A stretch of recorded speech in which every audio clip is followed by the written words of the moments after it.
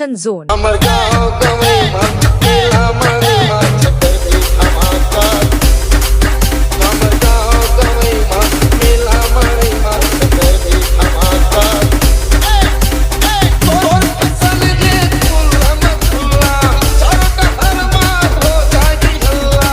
तोर फसल रे खुल्ला में खुल्ला, चारों टहर मार हो जाएगी हल्ला। पूरी तना का वो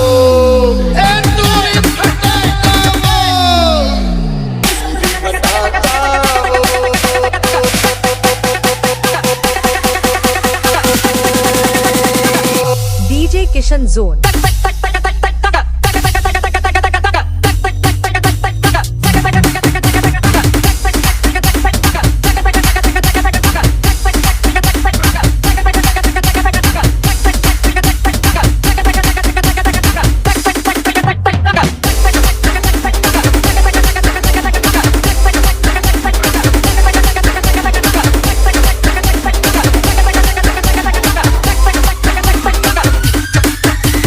डीजे किशन जोन। चाहे जवानी एकदम पर के, देखे मैं बम के गोला वो, आग लगा के तभी ऊपर मत, जैसे आगी के सोला वो।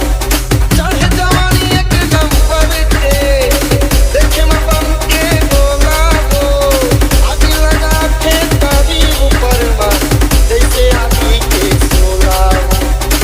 बोली लगे जैसे मिश्री हलवा, कोई कारण पर हो जाएगी कलवा। बोली लगे जैसे मिश्री हलवा, कोई कारण पर हो जाएगी कलवा।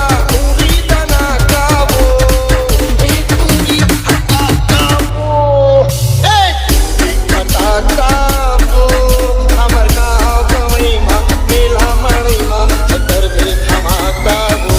डीजे किशन जोन। हमर